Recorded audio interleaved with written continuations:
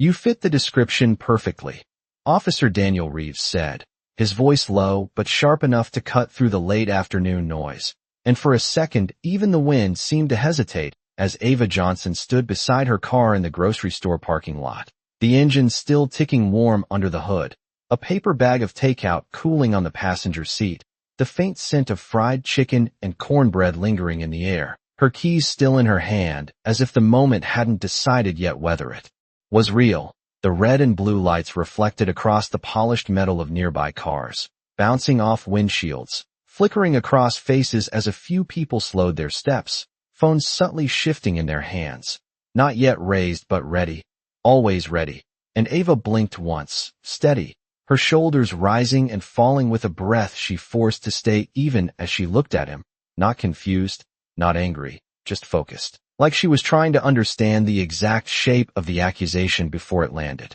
Fully, Reeves adjusted his stance, one hand resting near his belt, the other gesturing casually toward her vehicle, a gesture too rehearsed to be spontaneous. We've had reports of a theft from inside the store, he continued, louder now, letting the words carry just enough for others to hear, letting the narrative settle into the space before she could respond, and Ava noticed that, not just what he said, but how he said it, how the sentence arrived already dressed as truth. A shopping cart rattled somewhere behind them. A child laughed, and then went quiet, and Ava glanced briefly at the store entrance where automatic doors slid open and shut,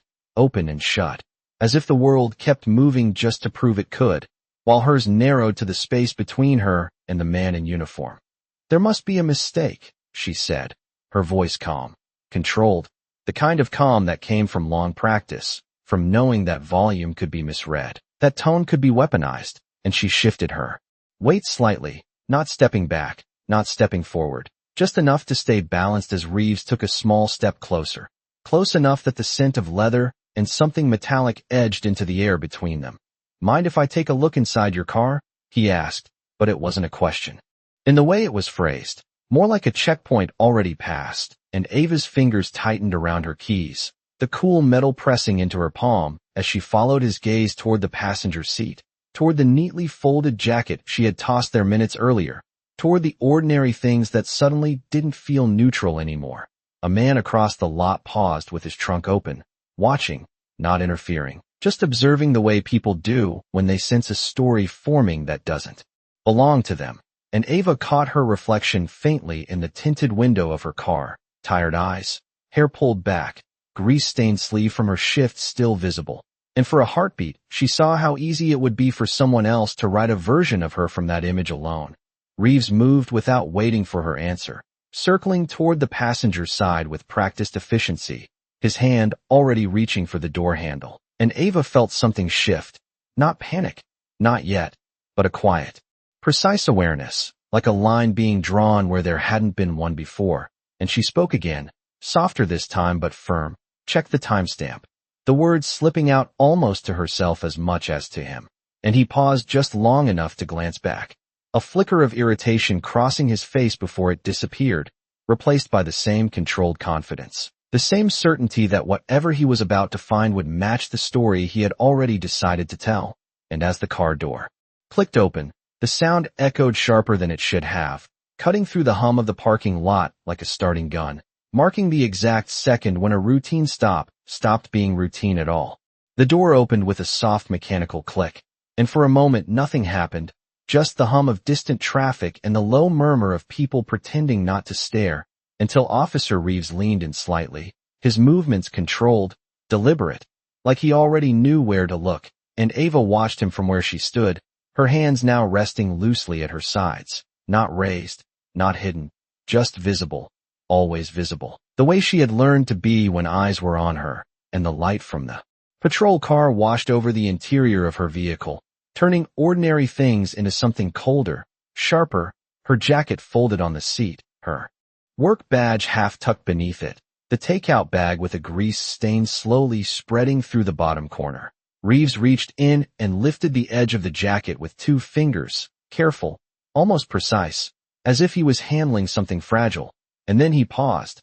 not long, just long enough for the silence to stretch, for the people nearby to lean in without moving, and Ava felt it. That shift, the moment where anticipation replaced doubt, and when he pulled the jacket back fully, the object beneath it caught the light instantly, a leather purse, dark, polished, unmistakably expensive, sitting there like it had always belonged. A quiet ripple moved through the small crowd. Not words yet, just a change in posture. A subtle agreement forming without being spoken, and Reeves exhaled through his nose, a sound that was almost satisfaction but not quite, before he turned his head slightly toward Ava. "You want to explain this?" he asked, louder now, letting the question land where others could hear it. And Ava did not step forward, did not reach for the purse. She just looked at it, then back at him, her eyes steady, her voice even when it came. "That is not mine." And the simplicity of it seemed to irritate him more than denial would have,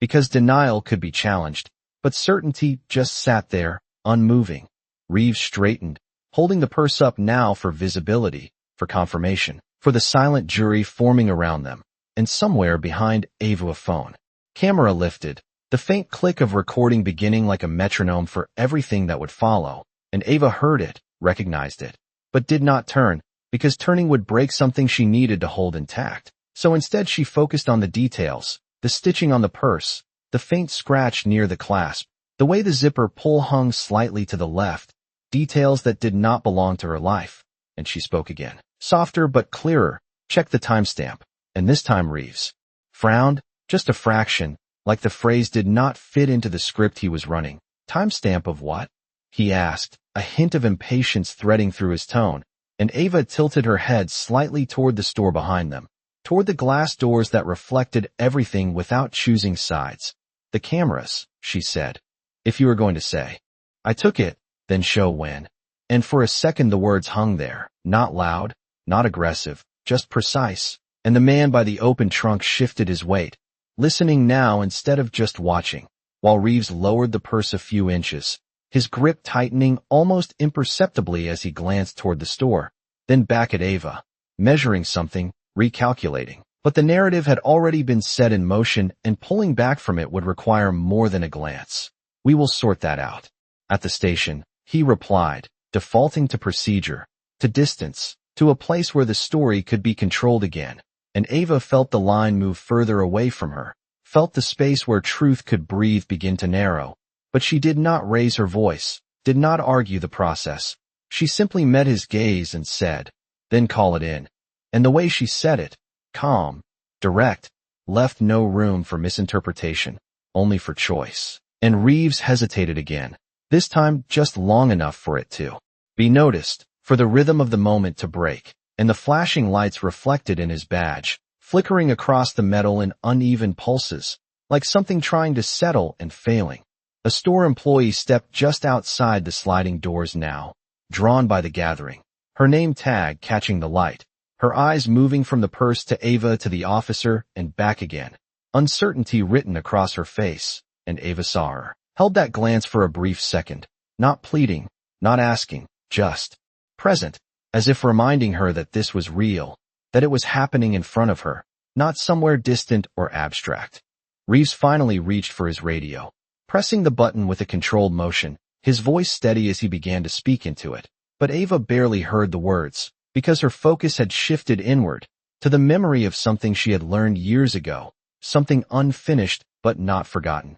The importance of sequence, of evidence, of time, and she breathed in slowly, the air carrying the faint smell of asphalt warming under the late sun, and she whispered again, almost too quiet for anyone else to catch, "Check the timestamp." Not as a request anymore, but as a fact waiting patiently to be seen. The radio crackled softly in Officer Reeves's hand, as his voice flowed into it, controlled and measured, each word placed carefully as if building something solid out of sound alone. And Ava stood there listening without really listening, because what mattered was not what he said now, but what had already been set in motion, the purse still resting in his grip like a piece of evidence that had appeared too perfectly, too conveniently. And the late afternoon light had shifted just enough that shadows stretched longer across the asphalt, thin lines reaching toward her shoes, grounding her in place while everything else seemed to lean forward, waiting. The store employee took a hesitant step closer, her sneakers scuffing lightly against the concrete, her gaze flicking again to the purse, then to Ava. And there was something there now. Not certainty, not yet, but hesitation, the kind that comes when a story does not sit quite right. And Ava caught that flicker, held on to it without changing her expression, because she knew better than to push, better than to demand belief before it was ready to form. Reeves lowered his radio slowly, his jaw tightening just enough to show through the calm exterior, and he glanced again toward the store, toward the cameras that Ava had mentioned, and for a brief second the rhythm of his control faltered, just a fraction, but enough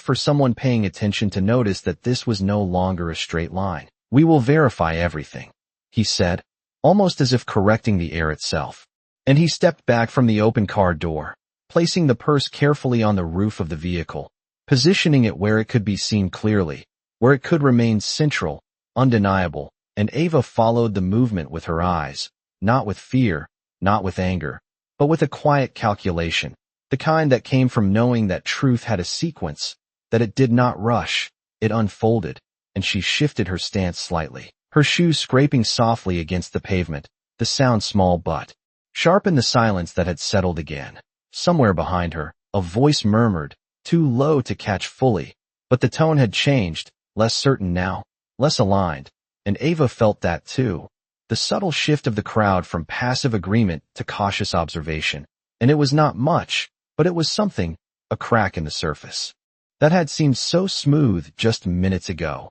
The store doors slid open again with a soft mechanical sigh, and another employee stepped out, older this time, wearing a manager's badge that caught the light differently, reflecting a steadiness that the first employee had not yet found, and his eyes moved quickly across the scene, taking in the patrol car, the gathered people, the purse, Ava, Reeves, and then back again, processing, measuring. And Ava met his gaze for a brief second, not pleading, not signaling, just existing within the moment, allowing him to see her as she was, not as the situation suggested. Reeves noticed the manager too, his posture straightening slightly, as if preparing for scrutiny of a different kind, and he spoke again, his tone firm, official. "Sir, we have recovered an item reported stolen," and the words landed heavier now, less like a statement of fact and more like something being reinforced, repeated to hold its shape, and the manager nodded slowly but did not immediately respond, his attention drifting toward the purse, then to Ava, and then back to Reeves. And in that pause, that quiet, deliberate pause, Ava felt the space widen again, just enough for something else to enter. "Do you have the report details?" the manager asked finally, his voice calm but direct, and Reeves hesitated, not outwardly, not in a way that would register to someone not watching closely, but Ava saw it, the slight delay, the almost invisible recalculation before he answered, and it was there, that small gap, that told her everything she needed to know about the foundation this moment was built on. The red and blue lights continued their steady rotation, reflecting off the purse, off the car, off the manager's badge, creating a pattern that felt almost hypnotic, and Ava took a slow breath, the air warm against her lungs, grounding her again, and she spoke once more, not louder, not sharper, just clear. "It will show when it was placed," and the words did not challenge, did not accuse, they simply existed, and in that simplicity was something harder to ignore than any raised voice. Reeves turned his head toward her, his eyes narrowing just slightly, not in anger, but in something closer to discomfort, as if the certainty he had carried into this moment was beginning to shift under his feet, and he looked back at the manager, then at the purse, then briefly at the patrol car, as if searching for something that would anchor the narrative back into place. But the moment had already changed, subtly, quietly, and Ava stood there in the center of it, not moving, not retreating, her reflection faint in the car window beside her, steady and unbroken, waiting for the truth to catch up with what had already been said. The manager did not answer right away, and that silence stretched just enough to shift the weight of the moment again, pulling it away from certainty and into something slower, something more careful. As he stepped closer to the car and glanced down at the purse resting on the roof, his expression tightening not in judgment, but in focus, the kind of focus that comes from responsibility rather than assumption. And Ava watched him without moving, her hands still relaxed at her sides, her posture unchanged, because she understood that this part could not be rushed, that truth needed space to breathe before it could stand. Officer Reeves adjusted his stance again, one foot shifting slightly against the pavement, a subtle movement, but one that broke the rigid stillness he had held before, and he cleared his throat, the sound low but noticeable in the quiet that had settled over the parking lot. The item was reported missing approximately 15 minutes ago, he said, directing his words toward the manager now, reinforcing the timeline as if speaking it again would make it more solid, more aligned. And the manager nodded once, slowly, his eyes narrowing slightly as he processed that detail, his gaze flicking briefly toward the store entrance, as if mentally tracing the path of events backward.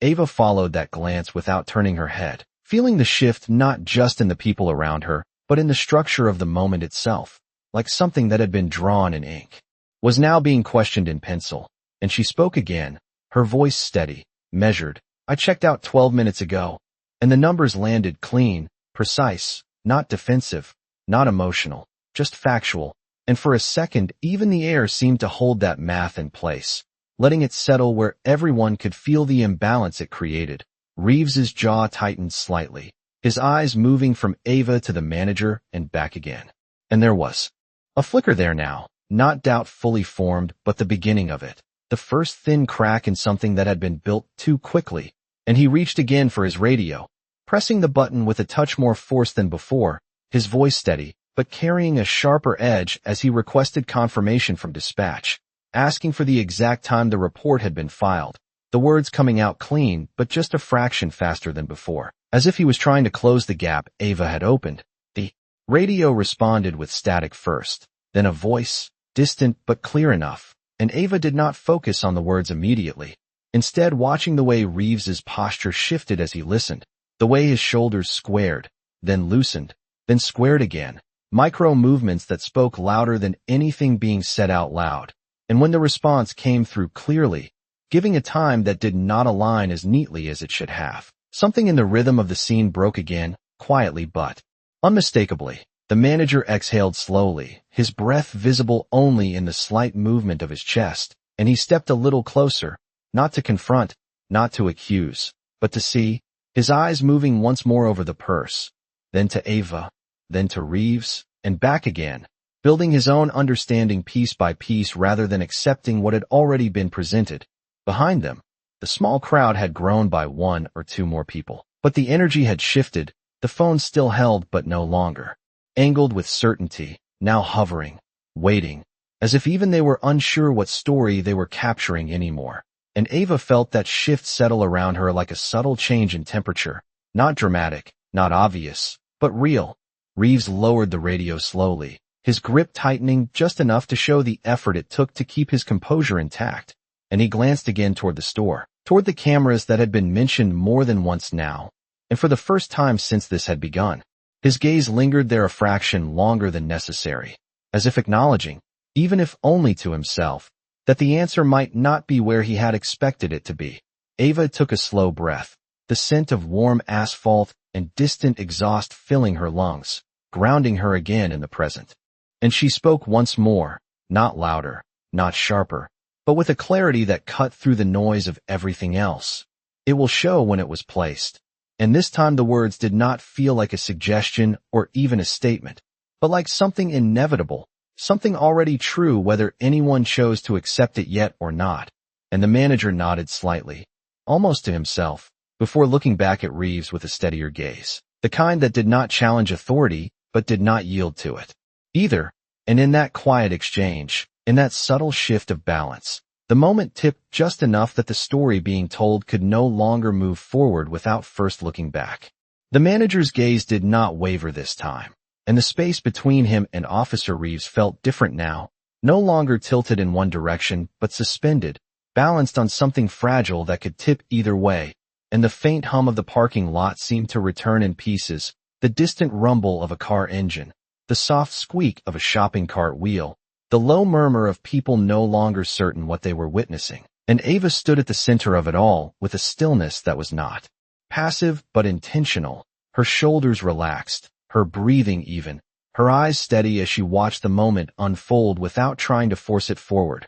Reeves shifted again, this time less controlled, his hand brushing briefly against the side of his uniform as if grounding himself. And he looked at the purse once more, then at the manager, then back toward the store entrance where the glass doors continued their slow rhythm, opening and closing, reflecting fragments of movement, fragments of people, fragments of truth that had not yet aligned. "We will need to review the footage," the manager said finally, his voice calm but carrying a weight that settled into the space between them. And it was not a suggestion, not quite a challenge, just a statement of process, of what came next when something did not add up, and Ava felt that sentence land like a quiet shift in gravity. Pulling the moment away from assumption and toward verification, Reeves exhaled slowly, the sound barely audible but present, and he nodded once, a controlled motion that seemed to acknowledge the path forward while still holding on to what had already been set in motion. "That can be arranged," he replied, but his tone had changed, the edge softened, the certainty no longer as sharp as it had been minutes before, and he glanced again at the patrol car, then at the small crowd, as if recalibrating his position within all of it. A phone lowered somewhere behind Ava, the person holding it no longer as eager to capture, no longer as sure of what they were documenting, and another voice, quieter now, murmured something about checking inside the store, about seeing who had last been near the display. And the words did not carry far, but they did not need to, because the direction of the moment had already begun to turn. Ava shifted her weight slightly, her shoes pressing into the warm asphalt, grounding her again, and she allowed herself a single glance toward the store, not turning fully, just enough to register the reflections in the glass, the movement inside, the possibility of answers waiting just beyond those doors. And when she looked back at Reeves, her expression had not changed, still calm, still steady. But there was something else now, something quieter but stronger, the confidence of someone who knows that time is not working against them. Reeves reached again for his radio, his fingers slower this time, more deliberate, and he spoke into it with a tone that had shifted from assertion to coordination, requesting access to the store's security system, asking for someone to meet them inside, and the response came quickly, a voice confirming, setting the next step into motion, and Ava listened, not to the words themselves but to the way they were said, to the absence of that earlier certainty, to the subtle change that marked the beginning of something unraveling. The manager stepped back slightly, creating space, not retreating but allowing the process to take shape, and he gestured lightly toward the store. "We can go inside," he said, his voice steady, and Reeves hesitated, just for a fraction of a second, before nodding again, his posture adjusting as he prepared to move. But that pause did not go unnoticed, not by Ava, not by the manager, not by the quiet eyes still watching from a distance. Ava took a slow breath, the air carrying the faint scent of oil and heat, and she moved then, not quickly, not hesitantly. Just forward, one step, then another, her pace measured, controlled, and as she passed the front of her car, her reflection slid across the curved metal, steady and unbroken, and the purse remained on the roof for a moment longer before Reeves reached for it again, lifting it with a grip that was no longer as assured, no longer as final. And as they began to walk toward the store, the automatic doors opening ahead of them with a soft mechanical sigh, the light inside spilling out across the pavement, Ava felt the shift fully now, the moment no longer about what had been said but about what would be shown, and behind them, the parking lot slowly exhaled, the tension loosening just enough to reveal that what had once seemed certain was now waiting, quietly, to be proven. The automatic doors slid open with a soft mechanical hum, and the shift from warm sunlight to cool fluorescent light wrapped around Ava like a quiet change in temperature, the scent of polished floors and faint citrus cleaner replacing the asphalt air behind her. And for a moment the outside world seemed to pause at the threshold while everything inside continued as if nothing had happened, aisles neatly arranged, carts lined in rows, a few customers moving slowly between shelves, unaware that something heavier had just entered the space. Ava stepped forward without hesitation, her shoes making a soft, controlled sound against the tiled floor, each step measured, deliberate, while behind her Officer Reeves followed, the purse still in his hand, no longer held up as evidence, but carried lower now,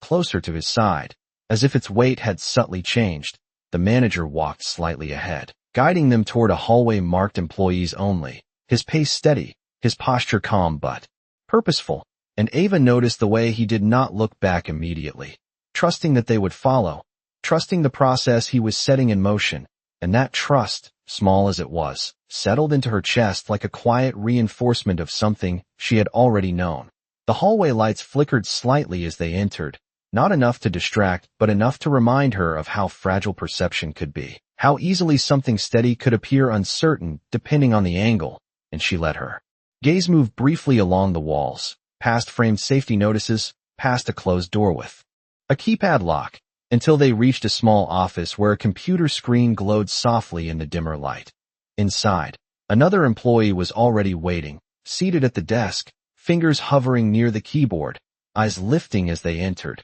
and there was a brief pause, a moment where recognition and confusion overlapped, before the manager spoke quietly, explaining that they needed to review footage from the past 20 minutes. His voice even, professional, carrying no accusation, no conclusion, just direction. Ava stepped just inside the doorway, not crowding the space, not inserting herself, simply present, her arms relaxed at her sides, her breathing slow, while Reeves remained near the back, the distance between them now more noticeable, more defined, and the purse rested finally on the edge of the desk, placed there carefully, almost respectfully, no longer a symbol held up to prove something, but an object waiting to be understood. The employee nodded and began typing, the soft clicks of the keyboard filling the room with a rhythm that felt more honest than the silence outside, and the screen shifted, pulling up a series of timestamps, small white numbers ticking backward, aligning moments that had already passed into something visible,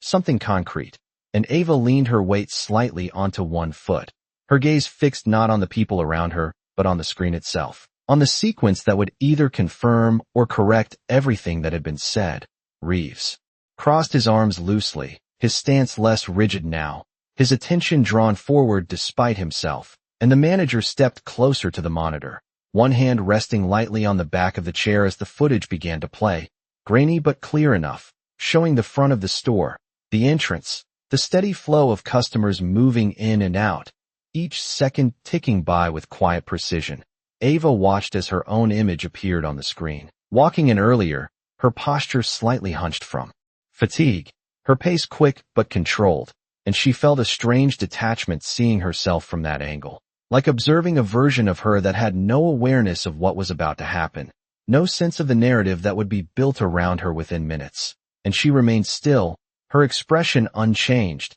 her focus unwavering. The footage moved forward, showing her selecting items, moving through aisles, nothing rushed, nothing hidden, just ordinary actions, unfolding in plain view. And then she saw the moment she approached the checkout, the timestamp clearly visible in the corner, and she spoke quietly, not to interrupt but to anchor the sequence. That is when I paid. Her voice steady, and the employee nodded slightly, adjusting the playback speed, letting the seconds unfold in real time. Reeves shifted again, a subtle movement, but one that carried more weight now, his eyes narrowing slightly as he leaned forward just a fraction, as if trying to reconcile what he was seeing with what he had already decided, and the room felt smaller, tighter, the air holding a quiet tension that no longer came from accusation, but from anticipation, from the understanding that the next few moments on that screen would not just show what happened, but reveal why it had been misunderstood.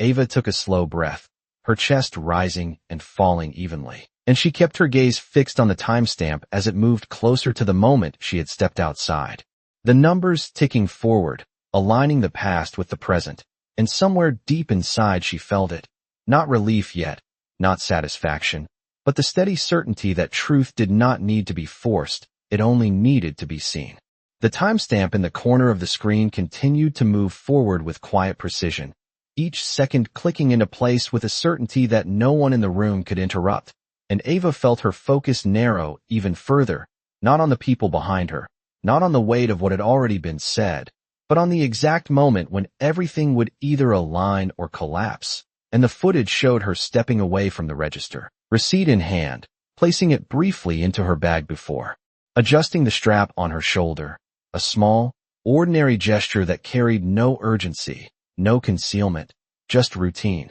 The employee controlling the playback slowed the video slightly, his fingers hovering over the keyboard as if aware that the next few seconds mattered more than the last several minutes combined. And the manager leaned in just a fraction, his hand still resting lightly against the back of the chair, his eyes steady, unblinking, while Officer Reeves shifted again behind them. The faint sound of his shoe against the tile marking his movement, even though he did not step forward. Ava saw herself on the screen moving toward the exit, passing by a display near the front, a table arranged with small accessories, sunglasses, wallets, purses, and she recognized it immediately, not because she had paid attention to it before, but because now it was being placed into context, into sequence, and she watched as another figure entered the frame, a woman, well-dressed, her posture confident, her movements smooth in a way that suggested familiarity with being watched, and for a moment the room seemed to hold its breath as the woman paused near the same display Ava had just passed.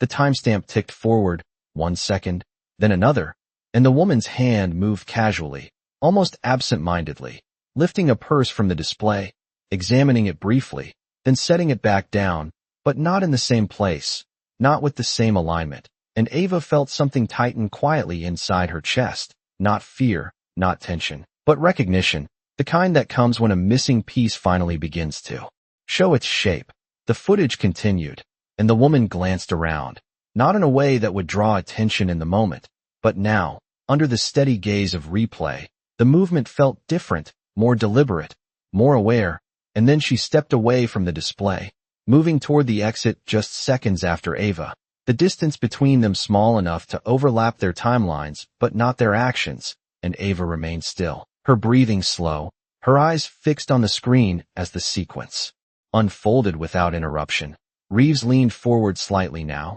his arms no longer crossed, his attention pulled fully into the footage despite the effort it seemed to take to remain composed, and the manager's gaze shifted briefly toward him, then back to the screen, as if noting that change without commenting on it, and the employee tapped a key, pausing the video just as the woman reached the doors. "Can you follow her outside camera?" the manager asked quietly, and the employee nodded. Pulling up the exterior feed, the image shifting to the parking lot view, the same space they had just left, now seen from above, from a different angle, and the timestamp aligned perfectly, bridging inside and outside into one continuous line. Ava saw herself again, stepping out into the sunlight, moving toward her car with the same steady pace, placing her bag on the passenger seat, closing the door, nothing rushed, nothing hidden, and then, seconds later, the same woman appeared on the screen, exiting the store, her path slightly angled, her gaze moving quickly across the lot, and Ava felt the room grow quieter, not from silence but from understanding beginning to form, piece by piece. The woman approached Ava's car from the passenger side, her movements quick now but still controlled, and she glanced around once more, a motion that in real time might have gone unnoticed, but here, under scrutiny, carried weight, and then her hand reached toward the door handle, testing it, finding it unlocked, and Ava felt a faint shift in her memory, the realization that she had not locked it immediately, that small, ordinary oversight now becoming part of something larger. The footage did not pause, did not dramatize, it simply showed, and the woman opened the door slightly, just enough to lean in, her hand moving out of view for a brief second before returning, placing something onto the seat, adjusting it quickly, then closing the door again with careful precision, and stepping away as if nothing had happened, her pace returning to normal, her posture smoothing back into something unremarkable. No one in the room spoke, not immediately, because the image itself carried enough weight, enough clarity, and Ava remained where she stood, her expression unchanged but her eyes reflecting the quiet confirmation of what she had already known, and behind her, she could feel the shift in the air, the subtle collapse of a narrative that had seemed so certain just minutes before, replaced now by something else, something quieter, heavier, harder to ignore. Reeves did not move for a moment, his gaze fixed on the screen, his posture no longer controlled in the same way,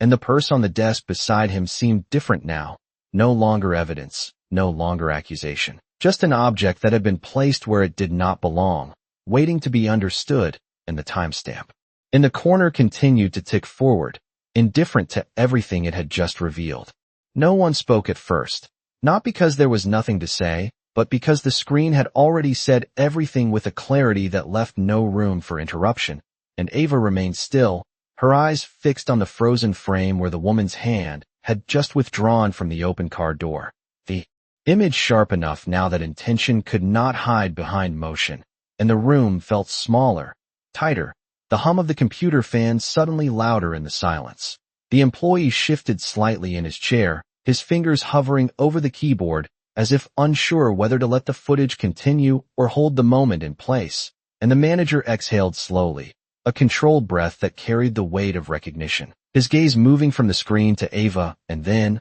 finally, to Officer Reeves. And that shift, that simple redirection of attention, changed the center of gravity in the room. Reeves did not look away immediately, his eyes still locked on the screen, as if replaying the sequence internally, searching for something that could undo what had just been shown. But the footage did not bend, did not soften, it simply existed. And when he finally stepped back, it was not dramatic, not abrupt, just a small movement that created space where there had been certainty before. Ava felt that movement more than she saw it, the subtle retreat of control, and she took a slow breath, her chest rising and falling evenly, grounding herself in the present moment, not in what had almost happened but in what had actually been revealed. The manager spoke quietly then, his voice steady but no longer neutral. That is not consistent with the report. And the words landed with a weight that did not accuse but did not excuse either, and the employee nodded slightly,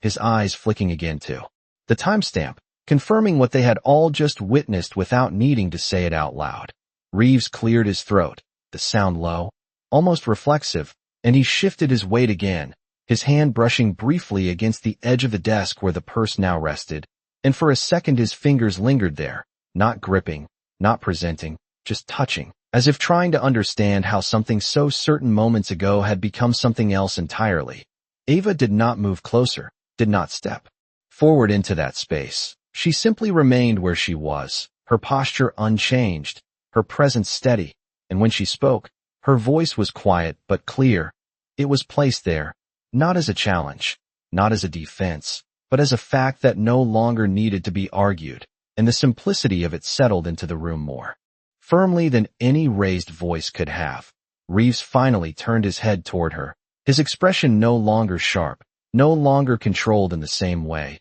And there was something there now that had not been present before, not anger, not authority, but a flicker of something closer to uncertainty, the kind that comes when a narrative begins to collapse from the inside. The manager stepped slightly to the side, creating a clearer line of sight between Ava and Reeves, not forcing an interaction, but allowing it, and the employee tapped the keyboard again, letting the footage continue for a few more seconds, showing the woman walking away from the car, her pace returning to normal, her figure blending back into the parking lot as if nothing had happened. And then the screen looped back to the moment just before, the sequence repeating quietly, reinforcing itself without needing commentary. Ava watched it once more, not because she needed confirmation, but because repetition had a way of removing doubt, of making the truth feel less like a moment and more like a pattern. And she let her gaze linger on the timestamp, the small white numbers that had carried more weight than any assumption, and she spoke again, softer this time, almost to the room itself. The timing does not match, and the words did not accuse, did not demand. They simply existed alongside the evidence, impossible to separate now. Reeves inhaled slowly, the breath visible only in the slight rise of his shoulders, and he looked back at the screen, then at the purse, then at Ava. And for the first time since this had begun, he did not speak immediately, the silence stretching not with control, but with reconsideration. And in that pause, that quiet recalibration, the balance of the moment shifted fully, the weight no longer resting on assumption but on what had been shown, what could not be undone. The manager nodded once, a small, decisive motion, and turned slightly toward the employee. Save that segment, he said, his voice firm now, procedural, anchoring the moment into something official, something that would not disappear once they stepped out of the room. And the employee moved quickly, fingers pressing keys with renewed purpose, capturing the sequence, locking it into record. Ava remained still, her reflection faintly visible in the dark edge of the monitor, steady and unbroken. And as the room settled into this new understanding, she felt the shift fully, not as relief, not yet, but as the quiet certainty that truth, once seen, does not need to fight to exist, it only needs to remain. The room did not return to normal after the footage was saved. It shifted into something quieter but heavier, like the air itself had absorbed what they had just seen and was now holding it in place. And Ava remained where she stood, her posture unchanged, her presence steady, while the employee finished securing the file, the soft click of the keyboard marking the moment as something permanent, something that would not fade once they stepped back outside. The manager straightened slowly, his hand leaving the back of the chair as he turned fully toward Officer Reeves,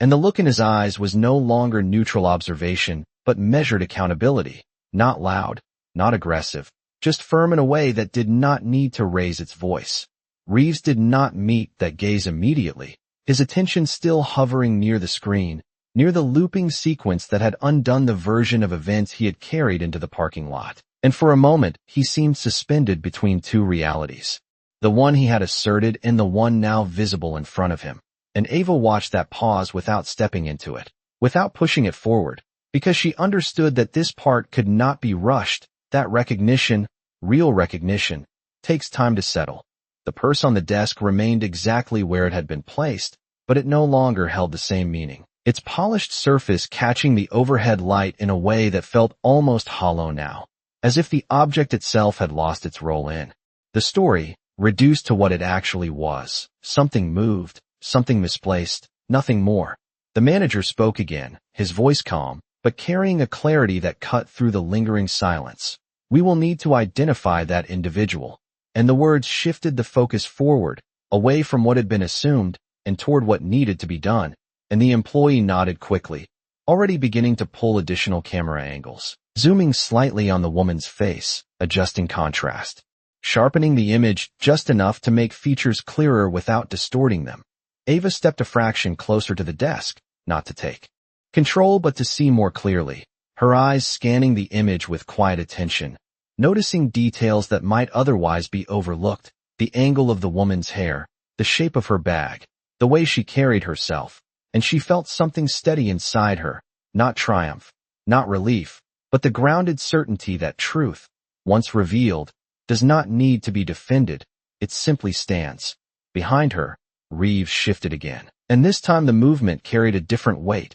not control, not authority, but something closer to discomfort. And when he finally spoke, his voice was lower, less projected. There may have been a misunderstanding, and the words landed in the room with a softness that contrasted sharply with the certainty he had shown earlier. And Ava did not react immediately, did not turn to face him right away. She simply let the words exist, let them settle where they would, because she knew that acknowledgement, even partial, was part of the process, not the end of it. The manager's gaze remained steady, and he nodded once, not agreeing, not disagreeing, just acknowledging that the situation had changed, and he turned slightly toward Ava, his expression more open now, more direct. "Ma'am, we appreciate your patience," he said, and the formality of the statement carried a quiet respect that had not been present before, and Ava met his gaze for a brief second, her expression calm, her voice even when she responded, "I just wanted it to be seen," and the simplicity of that sentence filled the space more completely than anything else that had been said. The employee continued working at the computer, pulling up additional timestamps, cross-referencing entry and exit points, building a clearer sequence that no longer relied on assumption but on alignment. And the room felt different now, not tense in the same way, but focused, purposeful, as if everyone present had shifted from reacting to understanding. Reeves finally looked directly at Ava, and there was something in his expression that had not been there before, not authority, not certainty, but a quiet recognition of error, not fully formed into words yet, but visible in the way his posture had changed, in the way his gaze no longer moved past her but toward her, and Ava held that look for a brief moment, not challenging it, not softening it, simply meeting it with the same steady presence she had carried from the beginning. Outside the office, the faint sounds of the store continued, distant footsteps, the hum of refrigeration units, the soft echo of a cart rolling across tile, and inside, the sequence on the screen remained paused on the moment that had shifted everything. The image clear, undeniable, and as the seconds passed, Ava felt the weight of the situation settle into something more defined. No longer a question, no longer a claim, but a fact that had been seen, recorded, and now understood, and in that quiet, steady realization, the balance of the entire moment finally held in place. The screen dimmed slightly as the employee paused the footage on a clearer frame of the woman's face, sharpening the image just enough that her features became more defined, more recognizable, and the room seemed to lean in again, not with tension this time, but with a focused stillness, the kind that comes when something important is about to be decided. Ava stood quietly, her gaze steady on the monitor,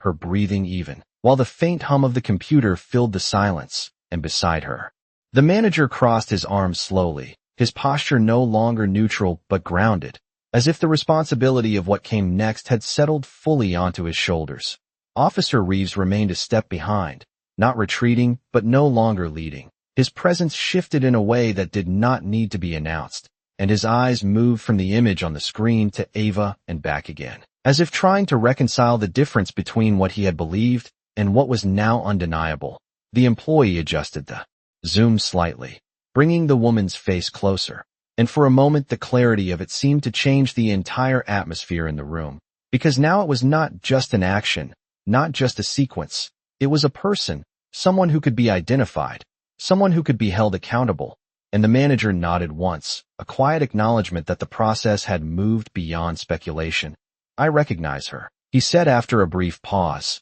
his voice low but certain, and the words carried weight immediately, shifting the focus from what had happened to who had done it, and Ava felt that shift settle into place, the final piece of the moment aligning without force. Reeves looked at him then, his expression tightening slightly, not defensive but processing. "You do?" he asked, and his tone was different now, no longer projecting control, but seeking clarity, and the manager nodded again, his gaze still fixed on the screen. "She has been in the store before, more than once. There were previous concerns, nothing proven, but enough to note." And the sentence hung in the air, connecting the present moment to something larger, something that had existed before Ava had even stepped into the store. Ava did not react outwardly, but she felt the meaning of those words settle deeply, the understanding that this had not been random, that the sequence she had just witnessed was part of a pattern, and she remained still, allowing that realization to exist without needing to voice it. The employee began typing again, pulling up records, cross-referencing timestamps, building a clearer profile of the woman's movements. And the room shifted once more into quiet coordination, each person now focused on aligning facts rather than defending assumptions. Reeves exhaled slowly, the sound barely audible, and he stepped forward just enough to rest his hand lightly on the edge of the desk, his fingers tapping once, a small, unconscious movement that revealed more than any statement could, and he looked at Ava again, this time without the earlier edge, without the distance, and for a moment it seemed like he might speak. But the words did not come immediately. Ava met his gaze calmly, not expecting anything, not demanding anything, simply present in the space as it had evolved, and the silence between them was no longer heavy with accusation, but with something more complex, something quieter, the recognition of a mistake that could not be undone but could be acknowledged. The manager turned slightly toward Reeves then, his voice steady but firm. "We will need to file an updated report," and the phrasing was careful, procedural, but it carried an unmistakable direction, and Reeves nodded once, a controlled motion, but one that no longer carried the same authority it had before, and he reached for his radio again, this time with a slower, more deliberate movement, his voice measured as he began to relay new information, the shift in tone subtle but undeniable. Ava listened without focusing on the details, her attention drifting briefly back to the screen, to the paused image that had changed everything. And she let her gaze soften slightly, not with relief, not fully, but with the quiet understanding that the moment had moved beyond uncertainty, beyond doubt. Outside the office, the sounds of the store continued, steady and indifferent, and inside, The sequence of events had settled into something clear, something recorded, something real, and Ava took a slow breath, the air cool against her skin, grounding her again. And she realized that the tension she had carried into this space had not disappeared, but it had transformed, shifting from something that pressed against her to something that stood beside her, no longer isolating, no longer questioning, but simply existing as part of what had been seen, what had been understood, and what could no longer be denied. The radio call ended with a soft click that seemed louder than it should have been, and the room settled again into a quiet that no longer felt uncertain but deliberate, each person inside it now aware that the moment had crossed a line that could not be stepped back over. And Ava stood where she had been, her posture steady, her gaze calm, not searching, not pressing, simply present as the space around her adjusted to a truth that had already taken shape. Officer Reeves lowered his hand slowly from the radio, his fingers lingering for a second as if holding onto something that had already slipped away,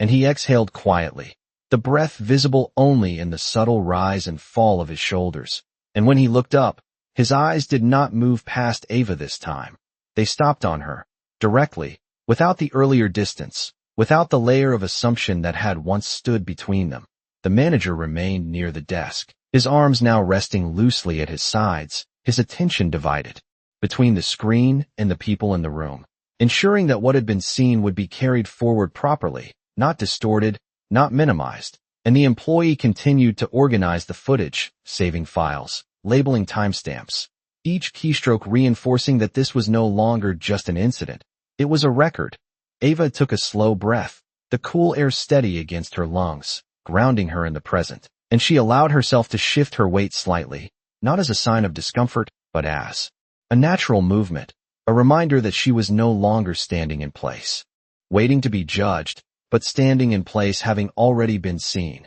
And that distinction settled quietly into her posture, into the way her shoulders relaxed just a fraction more. Reeves cleared his throat, the sound low, almost restrained, and for a moment it seemed like he might return to the language of procedure, to the safety of formal phrasing. But when he spoke, the words came differently, slower, more measured. "I made an assumption," he said, and the sentence hung in the air without decoration, without justification, and that simplicity carried more weight than anything he had said before. Ava did not respond immediately, not because she had nothing to say, but because she understood the importance of letting the moment stand on its own, of allowing the words to exist without being softened or redirected. And she held his gaze, steady, not confrontational, not forgiving, just present, acknowledging that something had shifted without rushing to define what it meant. The manager glanced briefly between them, then back to the screen,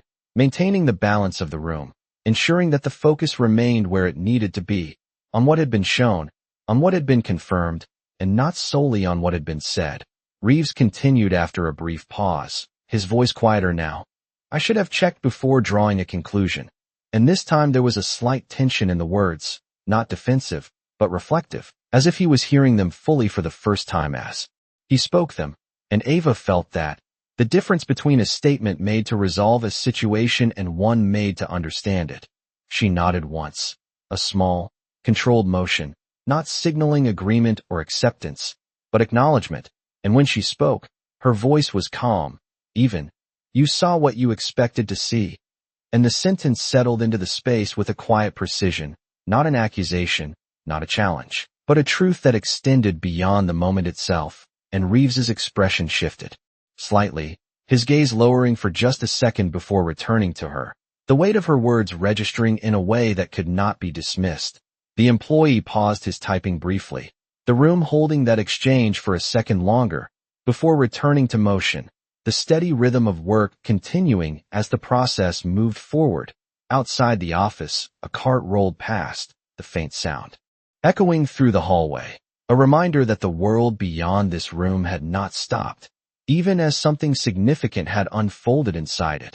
Ava allowed her gaze to move once more to the screen, to the paused image that had altered everything, and she felt the quiet certainty settle deeper, not as relief, not as victory, but as alignment, the moment where what she knew internally had been matched by what could be seen externally, and that alignment did not need to be celebrated, it only needed to be recognized. Reeves stepped back slightly, creating a small distance between himself and the desk, his posture no longer rigid, no longer anchored in authority alone, but adjusted, recalibrated, and he nodded once, more to himself than to anyone else, as if marking the moment internally, and the manager straightened, his voice steady as he spoke again, outlining the next steps, ensuring that the record would be filed correctly, that the identified individual would be followed up on, and that Ava's involvement would be accurately documented. Ava listened without interruption, her presence steady, her expression unchanged,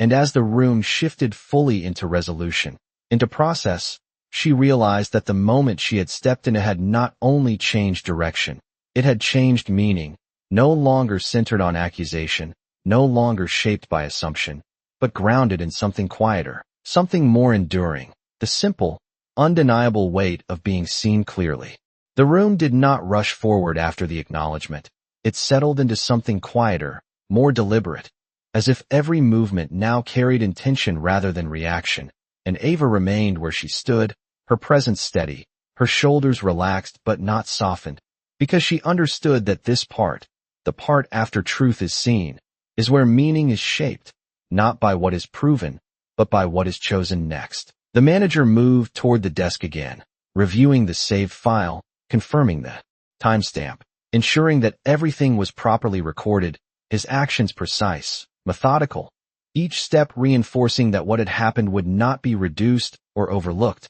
and the employee mirrored that focus, labeling the footage, adding notes, building a record that would stand beyond this room. Officer Reeves stood slightly apart now, not withdrawn, but no longer positioned at the center, his stance quieter. His weight shifted evenly between both feet, and his gaze moved once more to Ava. Not with urgency, not with expectation, but with something more reflective, something that suggested he was no longer looking at her through the lens of a situation, but as a person who had been placed into it. Ava felt that shift, subtle but unmistakable, and she allowed herself a slow breath, her chest rising and falling evenly, grounding her again in the moment, and when she spoke, her voice carried the same calm clarity it had from the beginning.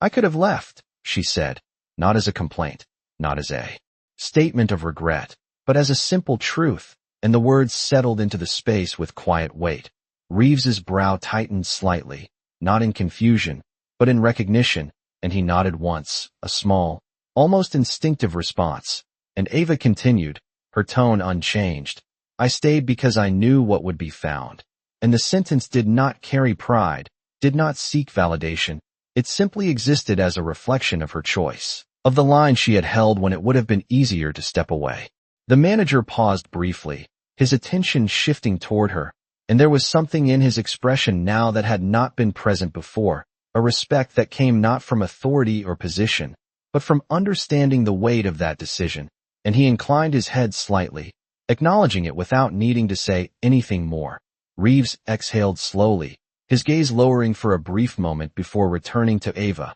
and when he spoke, his voice was quieter, more grounded. Most people would not have, and the words carried a different kind of honesty, not procedural, not rehearsed, but personal, and Ava met that statement with the same steady presence, not accepting it as praise, not rejecting it, simply allowing it to exist. She shifted her weight slightly, her shoes making a soft sound against the tile, and her gaze moved briefly toward the screen, toward the paused image that had reshaped everything, and she spoke again, her voice softer now, but no less clear. "That is the problem." And the words lingered for a second, not explained, not expanded, but understood, because the room had already seen what she meant. The employee stopped typing for a moment, the rhythm of the room pausing just long enough for that statement to settle. And the manager looked back at the screen, then at Reeves, then at Ava. The connections between them no longer abstract, no longer assumed,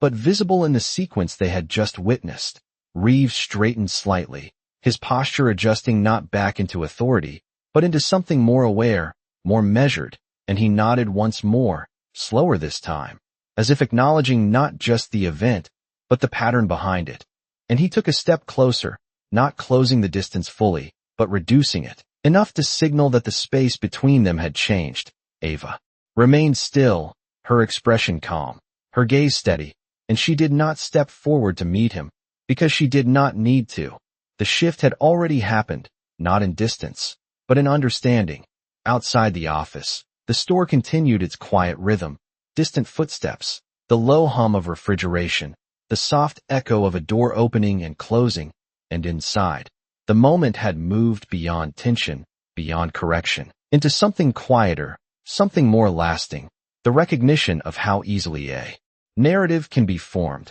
and how much it takes to hold steady long enough for the truth to be seen. The manager cleared his throat lightly, his voice returning to procedure, outlining the next steps, confirming that Ava would not be held, that the report would be updated, that the individual in the footage would be identified and followed up on, and his words were clear, structured, but they carried a different tone now, one that reflected the weight of what had just occurred rather than simply moving past it.